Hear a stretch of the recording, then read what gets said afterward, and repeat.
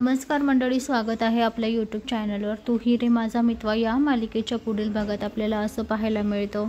अर्णव गाडीत बसल्या बसल्याच म्हणत असतो, एक दिवस असा येणार आहे की तू अशीच दूर निघून जाणार आहेस.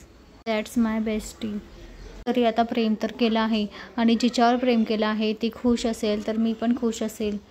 दॅट्स इनफ असं म्हणून आता अर्णव स्वतःचं मनच स्वतःला खात असतो.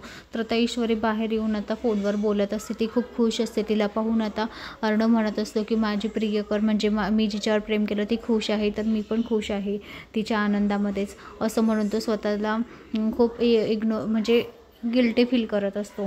तर दुसऱ्या दिवशी आता वल्लरी म्हणत असते अर्णवला, उद्या सकाळचा मुहूर्त निघालेला आहे, उद्या 10 वाजेचा साखरपुड्याचा मुहूर्त आहे. आता हे ऐकून अर्णवला तर खूप मोठा धक्का बसतो. तर अर्णवसोबत आता राकेशला सुद्धा खूप मोठा धक्का बसतो.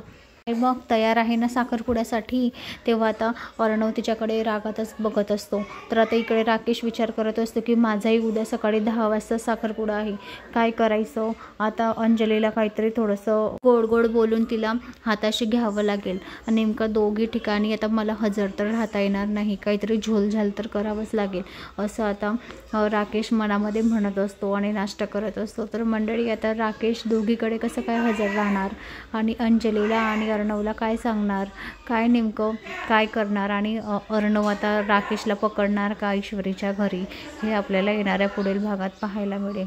तर मंडळी, अशाच मालिकेच्या नवनवीन अपडेटसाठी चॅनलला लाईक आणि सबस्क्राईब करा, शेअर करायला विसरू नका. धन्यवाद.